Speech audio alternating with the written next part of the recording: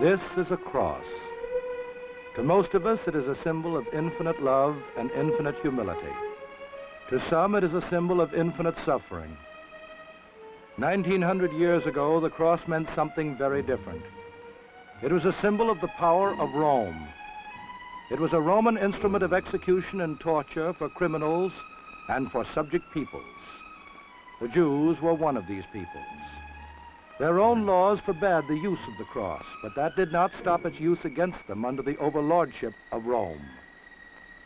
And so one day, one among them was taken by Roman guards to the crest of a hill, where by orders of Rome he was nailed to such a cross. It was the season of the Passover in the Roman year 783. And on that day, a certain man was brought to trial before Pontius Pilate.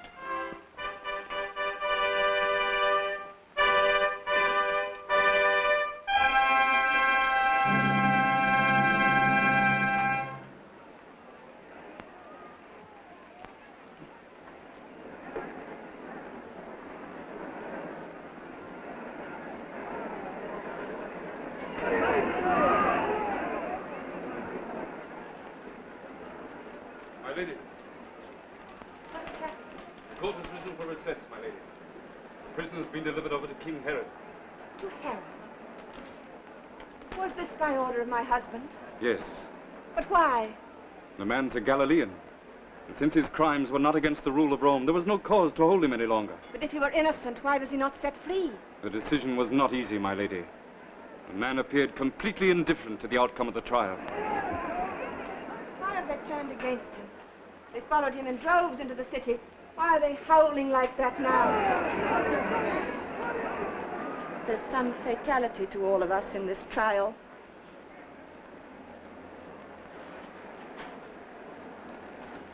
Manlius, see we are not disturbed. The High Priest requested audience. I've said I will see him. Yes, my lord.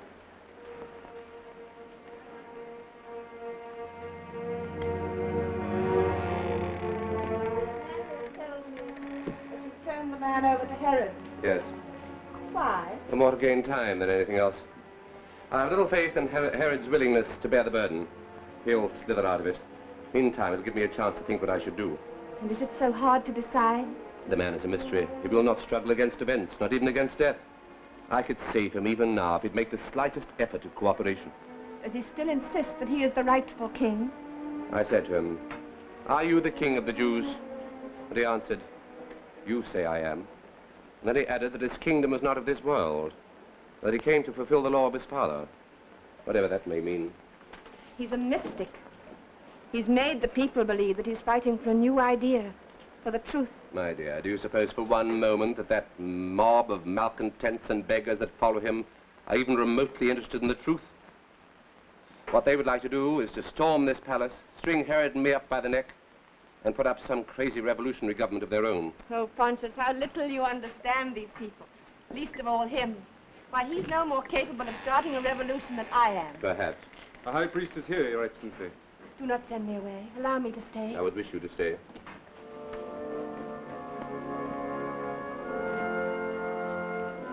Good morning, Your Excellency.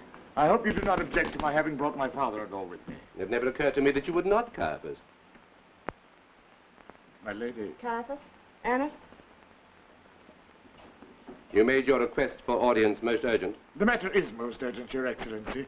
The releasing of this man to Herod destroys the entire purpose of our bringing him to you. Oh, but Herod is ruler of Galilee.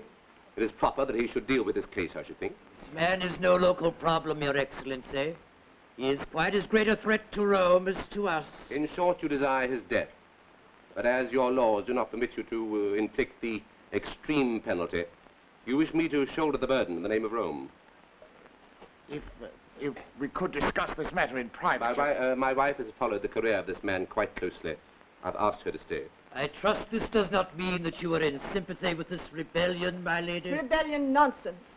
He's no more than a simple teacher, a reformer. I have heard this man, and I say that what he preaches is blasphemy. Perhaps you do not understand what that means to us, my lady. I understand very well. I am half Jewish myself, you may remember. You should well know what it means to be a subject people. We are no more than a province of a Roman province. One thing only we have. which no mad impostor, no blasphemer can take from us. The laws of our people, the covenant.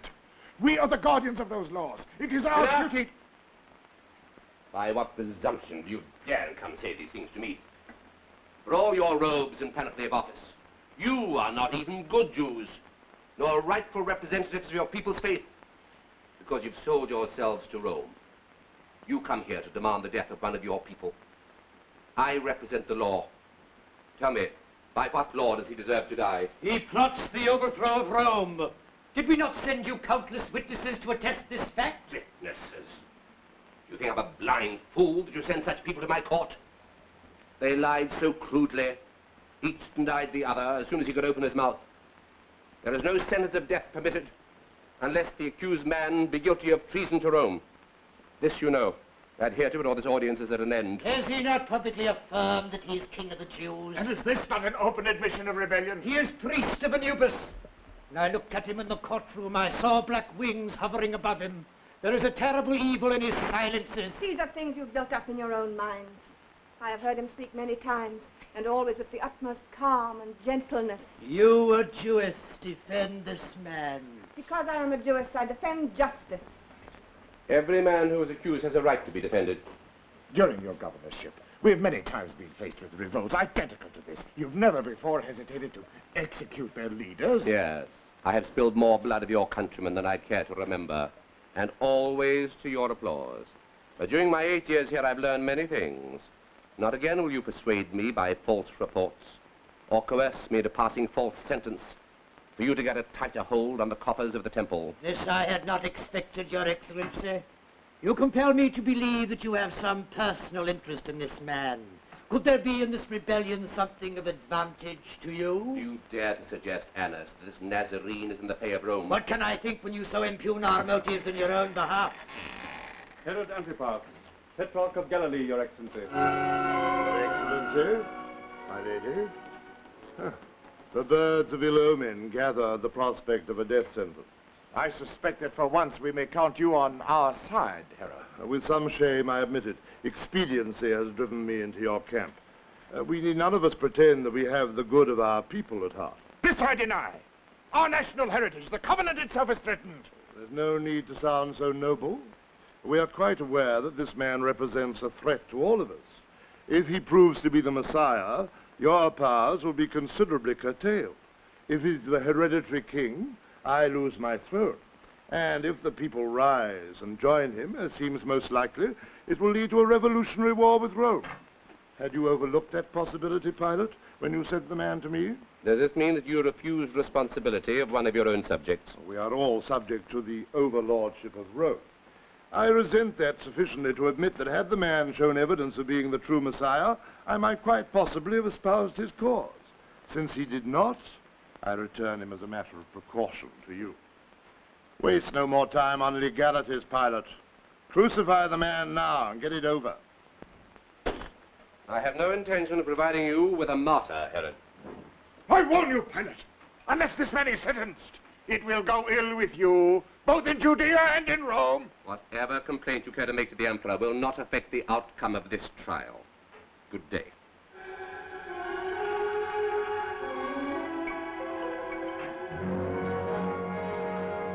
Do not let stubbornness rule you, Your Excellency. This Nazarene is too dangerous to live. The unknown is always dangerous, to you as well as to us. Old moth-eaten scavengers. They have their claws on this country like hawks on a dying mouse. To every decent Jew, they do grave harm. What do you want with me now, Herod? You sent this man back for me to judge. What more have we to discuss? You're taking it very calmly, Pilate. Very calmly indeed, considering your position. I'm not aware that my position has changed in any way. Look at that crowd out there. How many would you say there were? 10,000? Possibly. 10,000. And you have only 100 soldiers. I have been threatened enough for one day. Have you ever seen how a rebellion starts, Pilate? Out of those 10,000, there are perhaps 50 men who are there with a definite purpose. Some of them are in Annas's hands, and pay, and the others in mine. So what happens? One of those 50 men throws a stone. It hits one of the guard. To defend himself, the man whacks one of the bystanders over the head with his sword. Others come to the man's defense. Suddenly, a lust to destroy sweeps over those people. After 8 years of ruling in Judea, I do not need you to give me a primer course in mob psychology. All I am trying to make you understand, my dear Pilate, is that those 50 men are only waiting for the signal. The signal that both you and I know you will never dare to give. You underestimate me, Pilate. I have been waiting for a long time for an opportunity like this. One thing is certain. If I strike for myself now, you will fall. If I fail, we shall fall together. And if I fall, another governor will be sent to take my place. My personal career is of no consequence whatsoever. Isn't it? You already lasted 8 years. Another 2 years and it'll all be over. You will return to Rome in triumph, with adulation and a bright career before you. But one serious disturbance now, and all that will be wasted. In disgust, you will be recalled to Rome like so many others before you. Or, worse still, transferred to some barren outpost of empire, to live out the bitter years, neglected and ignored. This is your moment, Pilate.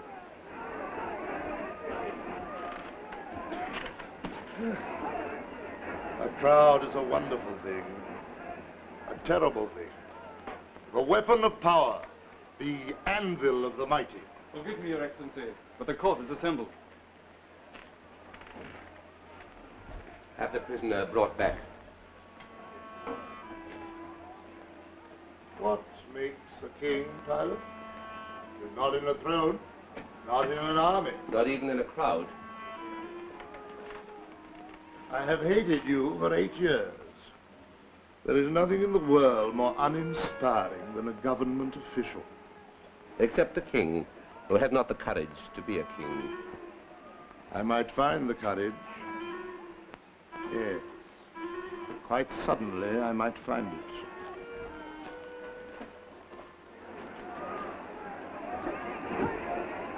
Do not listen to him. It's only words, empty threats. Yes. We might be just mad enough to try it. Oh, my head is splitting. Lie down. Rest for a moment. The court can wait. How does that feel? I wish Herod had not mentioned those 2 years. Oh, he was but trying to frighten you. Yes, there was a lot of truth in what he said. I am ambitious.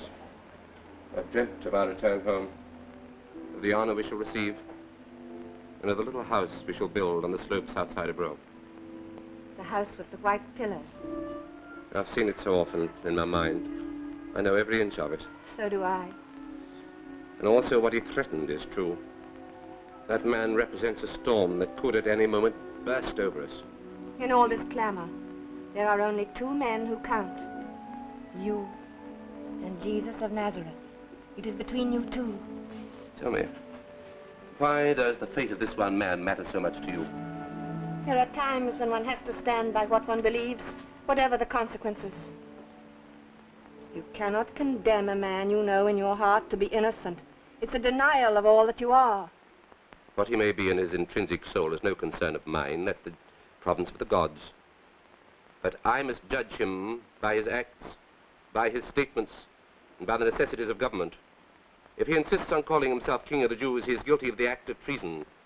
If I tolerate treason, I tolerate revolution.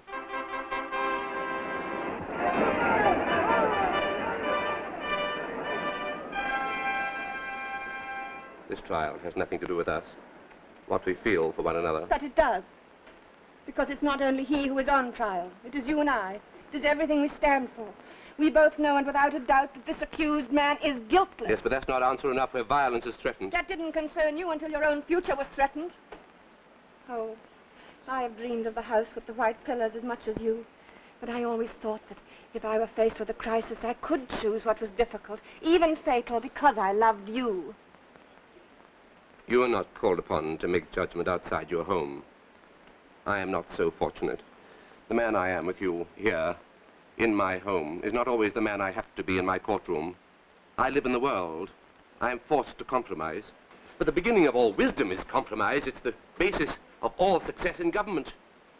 You judge life with the arbitrary intolerance of a child. I judge it with the intolerance of a woman who's loved a man and believed in him completely for a long time.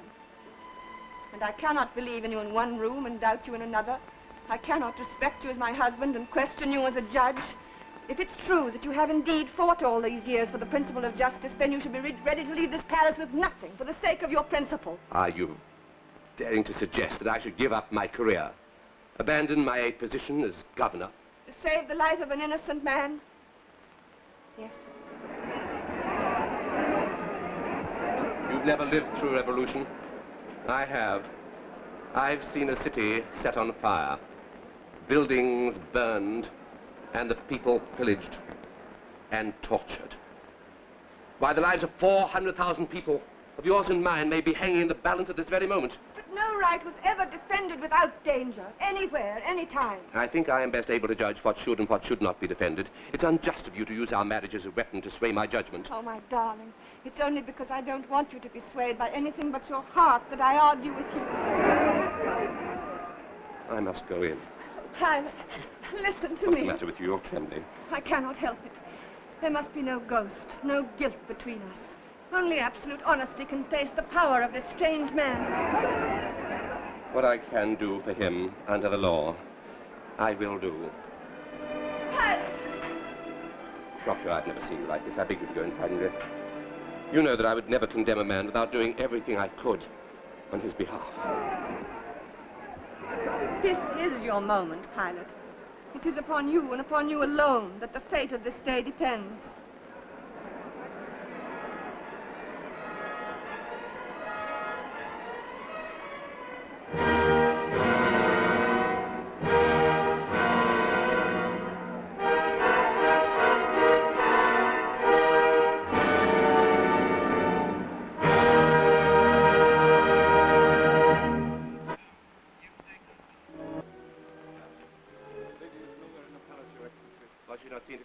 No, my lord.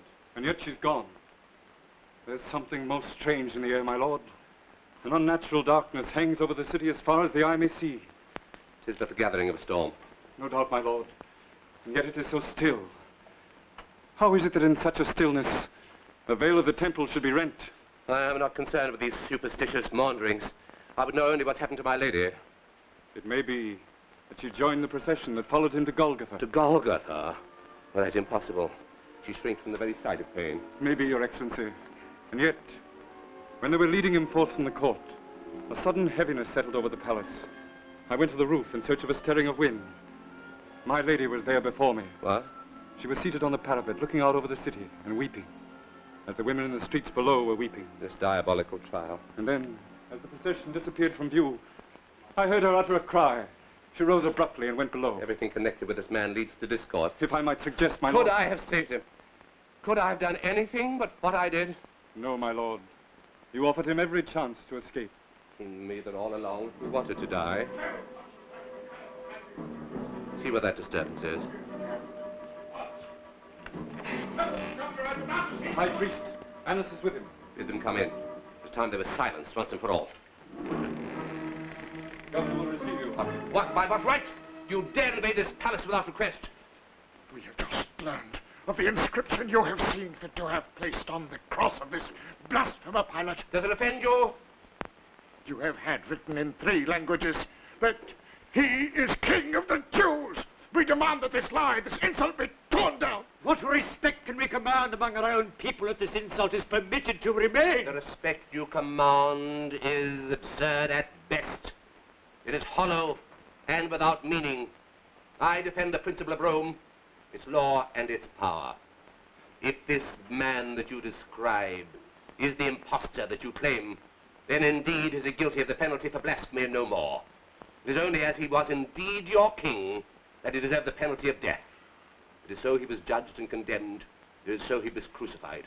Call this lettering an insult if you like, but it is for me the justification of the judgment that I have passed down, and as such, in the name of Rome, it will remain.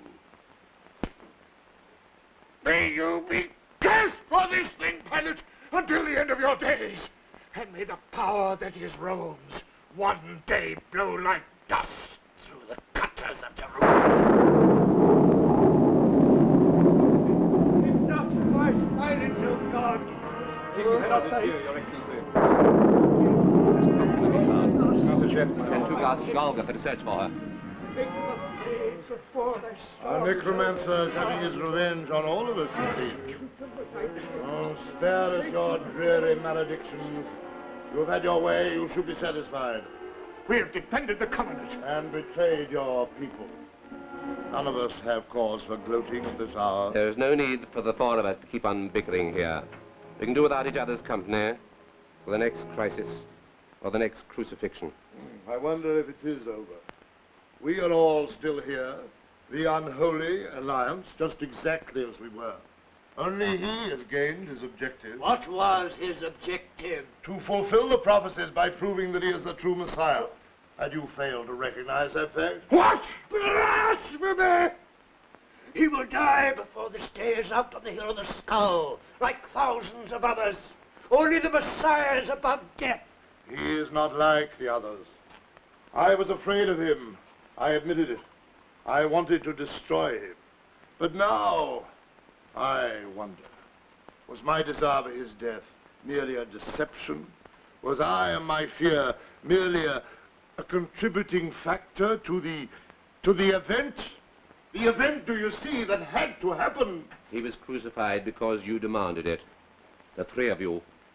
You left me no choice. We left you no choice. You knew that Annas and Caiaphas were powerless, and that I was never really start an insurrection. You condemned him because he had to be condemned. You were in the grip of something stronger than you were, Pilate. I am warning you. Who knows how deeply he may be versed in the arts and magic.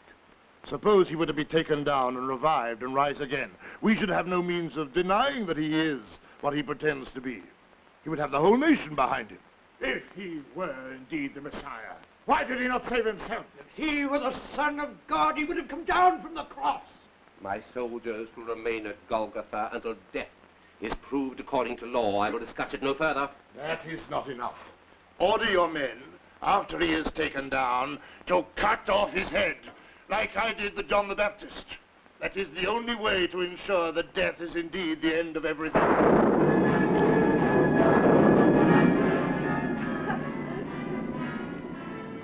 Lady Herodias. What are you doing here? Go back to your room at once. Have you forgotten? This is the day I stay awake to watch the triumph of the man you cannot kill. Go back to your room. You thought you'd killed him at Galilee, but he came back, John the prophet, and he always will. You'll kill him again and again all your life, and he'll still be there with that same smile on his lips. You poor frightened puppet. Hold your bad tongue. Do you think you can kill him by nailing him to a cross? He's here in this room, behind every door. He's standing by every chair. He's inside us, in our brain and our blood. He'll never leave us, never, till death and after. I warned you, Herodias. I have heard enough. You thought you'd be a king, a great king. But a prophet smiled at you, and all the glory of the Herod shrank to the whisper of rats in a rifle tomb. Now, let you go back to your apartments, I beg of you. I salute you, king of nothing.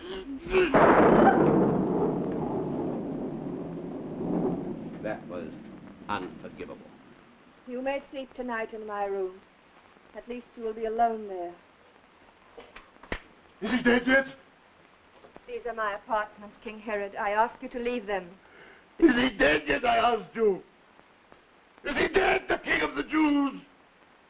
No death in this world can wipe out the smile on his lips. Not even the everlasting death.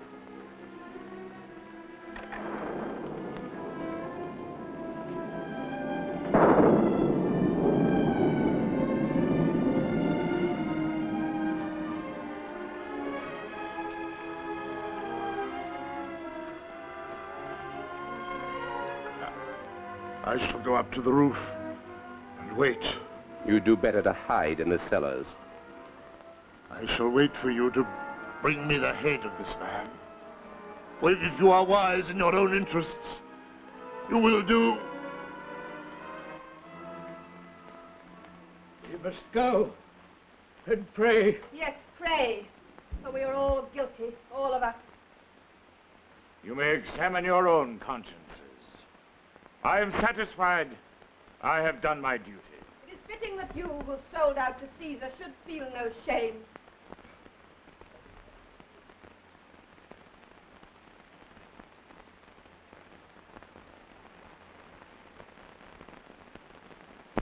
I'm very angry with you. Why have you done this? I had to find out why he had to die. I told you again and again he was condemned because he would not save himself. He did not want to be saved. And what has he gained? He died a convicted felon, no more. No. It is we who are condemned as felons. You said that we must live in the world. I think I've seen for the first time what the world is and what the world can do. The world can hang a body on a cross and drive nails through the quaking flesh and sit and jeer and play dice while a man's heart is torn out and tortured. It can dip a sponge in vinegar and thrust it between the bleeding lips made meaningless by pain. And that is all. That is the world's only answer to the riddle of what we are. I would have given anything to prevent you from seeing this. But I saw something else in the midst of this horror. Suddenly he was beyond your soldiers with their gleaming breastplates and their spears. There was nothing they could do to him, nothing.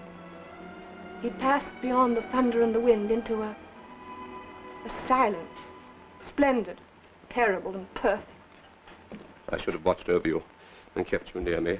You're cold. You're like ice. Listen, what you've seen today is a vision of the world's brutality. But it has no more meaning to it than that. You must now try with all your courage and your trust in me to face the shock of this realistically. It will help you and pass from you sooner. Will the truth pass so quickly? I will tell you what the truth is. It is our life together. Do you understand? The walls of our house that shut out the anger and the pain. If I have wrestled with the intrigues and bitter, twisted wickedness of this city for so long, it is only that we should retire sooner and lead the life that we've dreamed of. Oh, so it is for me that you let him die? I did not let him die. It was a political necessity. Do you imagine that careers in politics are achieved without incidents? Many incidents like this. But I never wanted a career for you at such a cost. I would rather we had nothing and were nothing. My lord. Well? A man named Joseph of Arimathea is here. He begs to see you. Do I know him? He says you do not, my lord. What does he want? He would not say more than that it is urgent. He's chosen an ill moment. My wife and I... No, see him, I beg you. Show him in. The governor will see you now.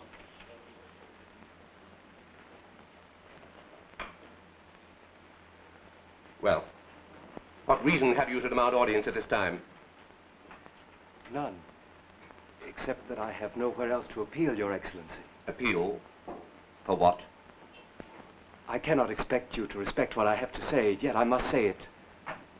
I have come but now from Golgotha. I have stood and I have seen. And no matter what anger I may arouse, I must say to you that I believe you and we have done a monstrous thing. What? No. Let him say what is in his mind. Go on. Thank you, my lady. Your Excellency had reason, I am sure, to command that this man should die. You are Roman. I am a Jew. He faced you with silence. To me, he said, if you would be perfect, sell all that you have and give to the poor. Come then and follow me. I had neither the faith nor the courage then to give up so much. I slid away. Well, what do you wish? To make amends. I denied him once while he was alive. I would not deny him a second time. If I have given nothing to the poor till now, at least I can give to him a place to rest. This man will be dead by morning. It is ended. Is it, Your Excellency? I have no time for these meaningless questionings. Forgive me, I will be direct. I have a tomb, freshly hewn in the Garden of Gethsemane, which I have kept in readiness for myself. Let me take down the body of Jesus and bury it. Let me bury it well and with respect. He must hang on the cross until he is dead. He is dead already, Your Excellency. Not possible. He's been on the cross less than 5 hours. My lady, you were there. I saw you. You know that I speak the truth. Procula, is this true? Yes, it is true. He died while I was on the hill. Give me the permission, Pilate. It is so small an atonement. Very well.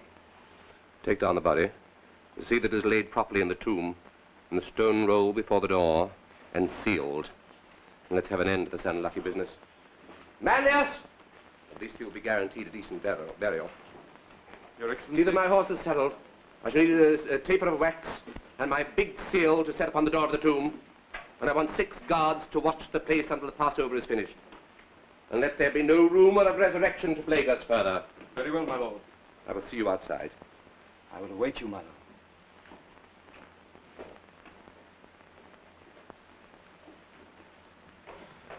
Do not let this come between us.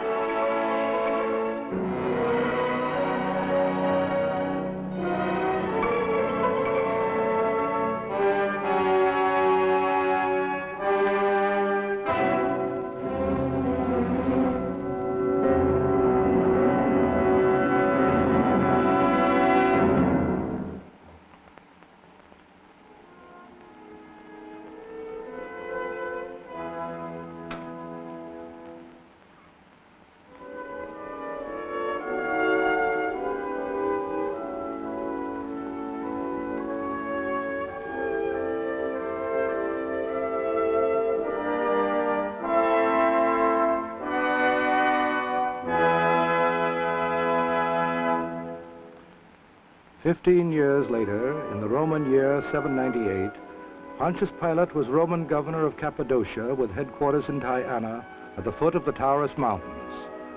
This was many miles from Judea, but the shadow of that incident in Jerusalem had begun to spread far beyond the olive groves of Golgotha.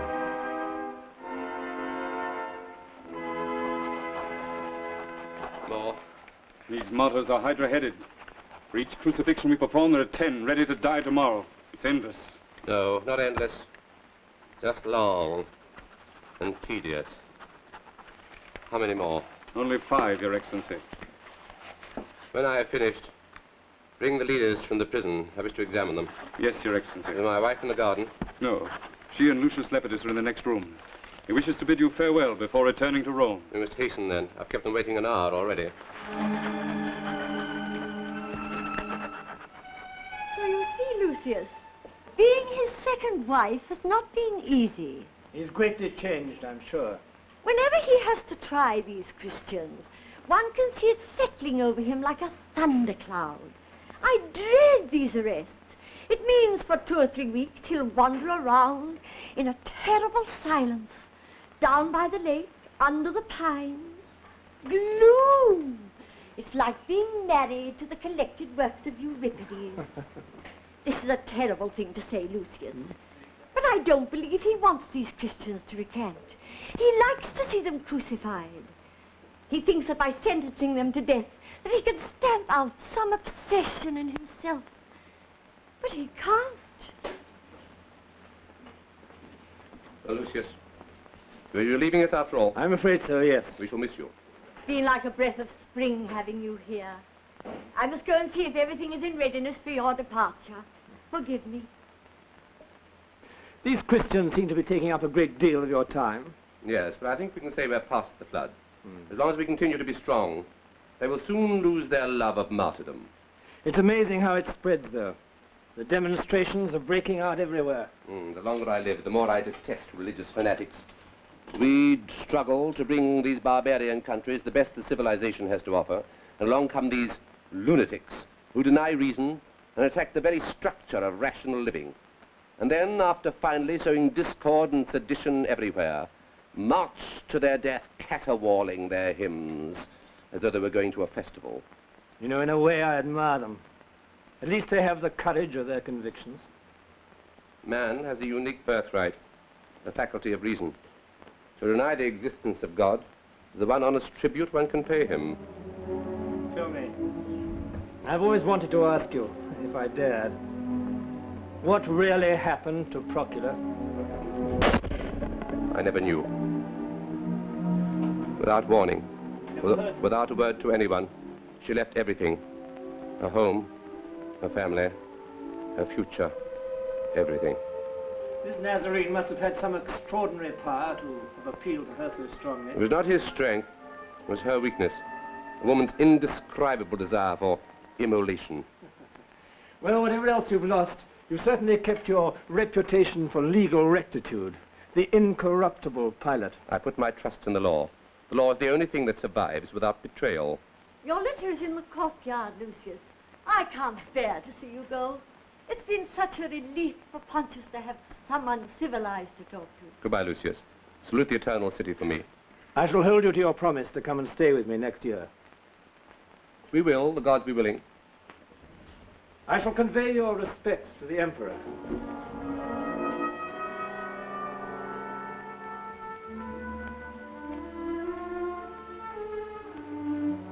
The first of the ringleaders have been called, Your Excellency. Do you know something, Manlius? It is tomorrow. 15 years ago, tomorrow. I know, my lord. The trial never ended, really. And yet it was the end of everything. Well, if it has to be, how many are there? 4, my lord.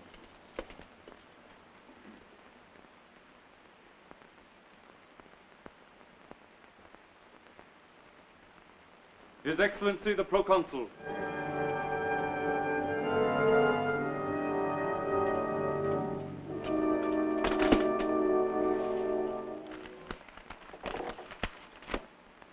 You, I understand, are the confessed ringleaders who enjoin the populace to defy the authority of Rome. You're also responsible for inciting the mob to desecrate the statue of Jupiter in the public square. Will you please answer my questions? Are you aware of the penalties incurred by these acts? I would ask you to answer individually. Yes. We knew the penalty. Yes. Yes. Yes, I knew. I would wish the prisoners taken back to their cells. I would talk to examine this one only. Yes, Your Excellency.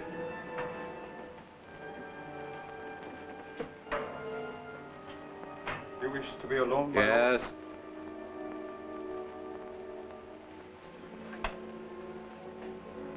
Procula, what are you doing here with this band of rebels? I was arrested. Your hair. It's been white for years. Fate certainly played a supreme jest, bringing us together here like this. I think it is very fitting that you should judge me. At least I'm certain of a fair trial. Why did you never send me word? There were no words. It seems that I was deceived in placing so high a value on the bond of marriage. I never loved you more than when I left you. I had to give up what I loved most in order to learn to love more. It was little enough beside Golgotha. And what precisely did he give up? He endured, no doubt, a few terrible hours on the cross, but he was sufficiently recovered to vacate the tomb 2 mornings later. He had risen. Don't tell me that you, of all people, support this incredible belief in his resurrection. It's no myth. You have the temerity to believe this incredible fabrication. He rose from the dead as he had promised, as all men may leave the prisons of their mortality. Do you not think that I examined enough prisoners not to know what happened? I've collected proofs for the last 15 years. They're in my files 1,000-fold. And still the final proof always escapes you. Because the final proof isn't in him, but in you. And the truth that he stood for... All you Christians babble about the truth. And yet in the courtroom, when I asked him the question, what is truth? He made no answer. What could he say? What could he have said that you would have accepted? I knew that you hated me, but I didn't realize how much. This is no time to settle our personal differences. There is the oath of allegiance. Read it. There is only one oath, and I have already taken it. You will take the oath of Rome, or I will force you to it. Forced? You have none left to call on, and yet you go on trying Jesus and every man and woman who is brought before you. Will you stop this pernicious quibbling? It is you on trial, not I. This is reality. Not a question of model abstractions. You face the penalty of death by crucifixion. Yes, I know. You fool. You blind, drugged, self-deceiving fool. Can't you understand? There were no Joseph to take you down. No tomb for you to recover in. You'll lie out there for 2 days until they break the joints in your legs and your heart bursts with the rush of blood. And they will throw your body into the common grave. There's no indignity in being buried with one's friends. Oh, I wish I could make you understand how unimportant the act of dying is. This is your whole life. And it hangs on one word. One word of denial. What else is worth dying or living for but to give witness to the truth? So this is the end that your pernicious faith has brought us to. You prefer to die. Death is your ultimate insolence, your final gesture of outrageous egotism. You'll die then! March to your death tomorrow, singing and praising the divine mercy, while they batter the nails into your hands and feet. There's no need to describe it. I've seen it often enough. And what will I do? Resign my post to stop signing your death warrant. You can try to understand if I can find words that you will understand. You asked me what I'd found on my journey. I have found that in very truth, Jesus is the Son of God. But he's also the search. He's the thirst for freedom and the hunger for knowledge. He's an infinite number of resurrections over the deaths of outlived ideas. He moves in the restless mind and in the heart that cannot be satisfied. He's the storm of hope and the center of change. He's everything that is undaunted and passionate and undiscovered. He was no fireside philosopher that one could follow in ease and comfort. He offered only the unyielding struggle to become master of oneself and the servant of God. And so we search. We leave everything. Our families, our homes, our duty to one another, even our respect as human beings. And for what? To pay tribute to a man who performed only one genuine miracle. Before founding a religion on a miracle that never happened. No, but it did happen, and it goes on happening every day. There's a new world coming into being. I would go doubly happy if I knew that you would be a part of it. I prefer to stand by the world I know. I will send you the oath at dawn tomorrow. You will have 12 hours to reconsider your decision. They're building the crosses. Don't think of me tomorrow. I shall be well armed and well protected. And I shall pray for you, my darling. Until my final breath, I shall pray that for you too, one day, you will be granted the miracle of sight.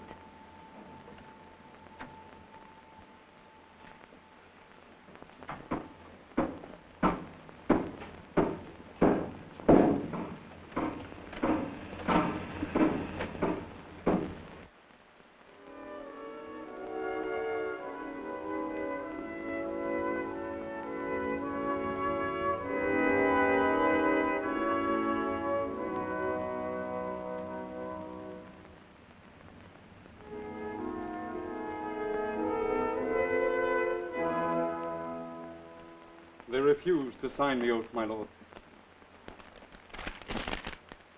They must learn, or they must be taught to learn. It is the law. The law? What does it matter what they believe? Let them go, my lord. But it does matter, and they know it. It is all that matters, what you believe.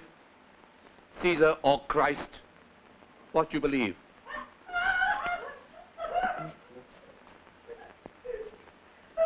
She was everything I had.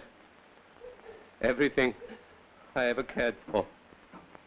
What else is worth dying for but to give witness to the truth? To give witness to the truth. To give witness to the truth. Manlius, tell the execution to stop. Let them go. Let them go.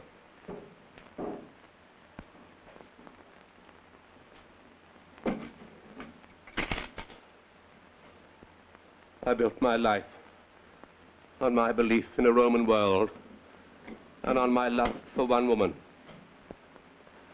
I don't know where I failed.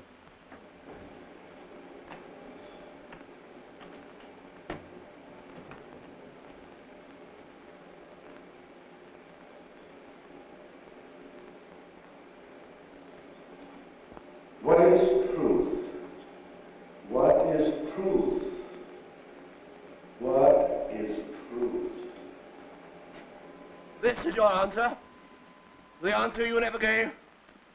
I asked you what is truth, and you kept silent. This is the only answer you ever had.